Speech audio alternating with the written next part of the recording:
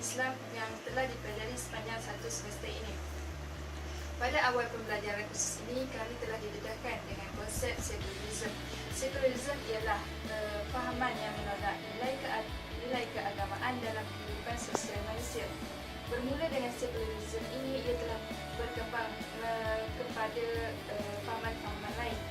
Jelaslah bahawa sekularisme merupakan punca kecelaruan fahaman dan pemikiran pada abad ini. Bermula dengan sekularisme, ia berkembang menjadi liberalism, seterusnya rationalism, seterusnya humanism, seterusnya human rights, dan seterusnya pluralism, dan yang terakhir sekali ialah demokrasi. Jelaslah di sini bahawa sekularism iaitu penolakan terhadap nilai keagamaan dalam kehidupan manusia, memberikan kesan yang amat besar kepada pemikiran dan fahaman pada abad ini. Sekian, wassalamualaikum. Hari ini saya ingin membuat kesimpulan ataupun rumusan mengenai kuliah Secularism, Orientalism dalam Islam. Okey, apa yang saya dapat pelajari ialah dengan maksud sebenar Secularism, iaitu fahaman yang menolak agama ataupun dia ingin memisahkan nilai agama dalam hidup. Contohnya, kalau kita beli kereta, kita bawa kereta tu pergi solat, itu akhirat. Tapi sekular ni dia menolak benda tu. Okey, seterusnya bab dari sains ke falsafah sains, iaitu daripada itu saya dapat pelajari ialah apa makna sains yang sebenar dan juga falsafah sains. Sains ialah apa yang boleh kita lihat melalui panca indera, manakala falsafah sains ialah apa yang kita kaji dan kita jumpa ilmu. Selain itu juga saya dapat pelajari makna liberalism yang hari ini diperkatakan, contohnya seperti ingin menukarkan hari Jumaat, solat hari Jumaat kepada hari Sabtu. Makna liberalism ialah dia hendak kepada kebebasan berindividu. Okey, justru itu kita sebagai seorang yang beragama kenalah berpegang kepada autoriti, konsep autoriti, iaitu adanya Al-Quran, qiyas, ijma' dan hadis. Dengan adanya semua ni, maka kita akan berpegang kepada tauhid, iaitu percaya bahawa Allah itu wujud. Okey, sekian saja pada saya. Terima kasih. Cuba membuat kesimpulan apa yang saya telah pelajari selama 14 minggu di dalam kelas sekular dan orientalism di dalam Islam. Sebelum ini saya tidak faham pun apa erti sekular.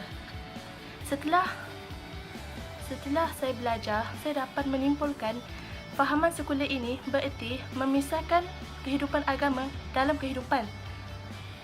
Dan sekular ini lebih kepada kehendak manusia, dan mereka menolak agama disebabkan bagi mereka agama itu menyusahkan.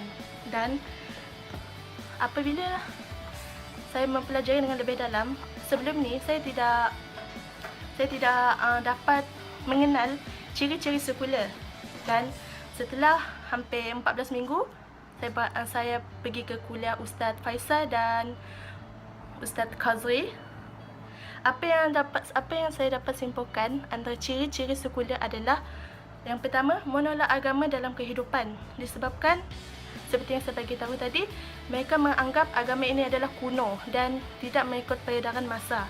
Sedangkan Islam telah mengatur kehidupan kita dengan lebih sempurna. Dan kedua pula ialah bersifat dualism. Apa yang dimaksudkan dengan bersifat dualism? Bagi mereka, soal ehwal keduniaan tidak ada kaitan langsung dengan soal akhirat dan dunia. Contoh yang kita dapat lihat di sini apabila kita belajar sains. Kita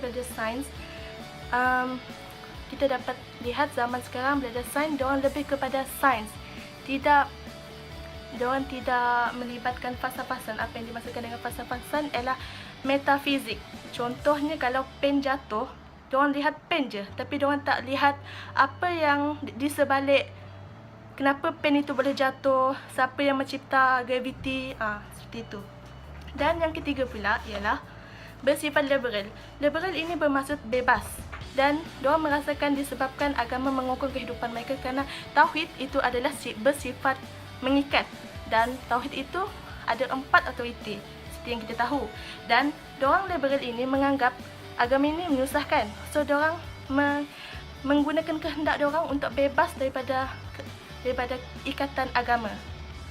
Dan yang keempat, materialistik. Materialistik adalah kebendaan. Diorang lebih mementingkan kebendaan.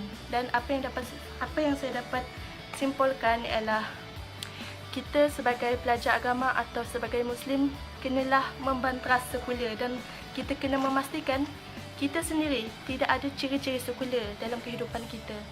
Apatah lagi kami belajar dakwah haruslah menitik berat dalam perkara ini. Boleh saya perkatakan dalam sekularisme ini adalah satu fahaman yang menolak nilai-nilai keagamaan dalam kehidupan sosial.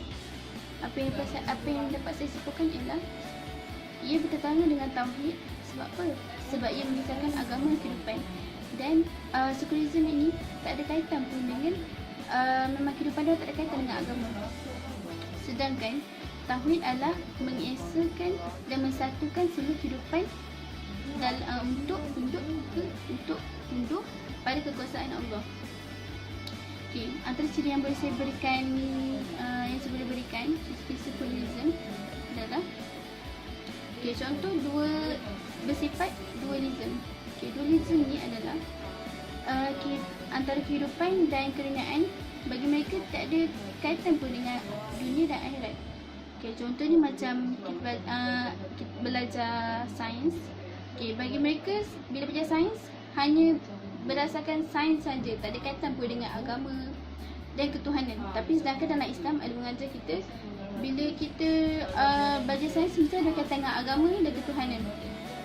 Sebab ilmu yang kita pelajari itu adalah satu ibadah. Yang kedua adalah sekularisme yang bersifat liberal.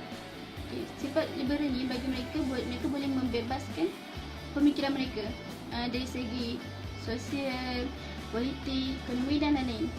Dan mereka menghalalkan cara pemikiran mereka itu. Contoh cara diorang menghalalkan pemikiran mereka macam perkahwinan sejenis.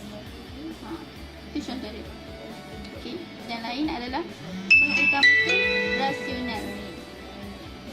Contoh bagi mereka pemikiran rasional ni dan mereka tak percaya benda yang tak logik. Contoh macam kewujudan Tuhan dan agama. Bagi mereka apa yang mereka boleh lihat pada akal itu yang mereka percaya, dan mereka tak percaya apa yang tak logik, yang mereka tak boleh nampak.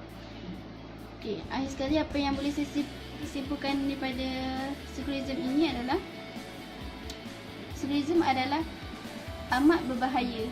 Sebab apa? Sebab ia memisahkan kehidupan dengan agama, dan ia memisahkan akidah Islam daripada pegangan umat Islam.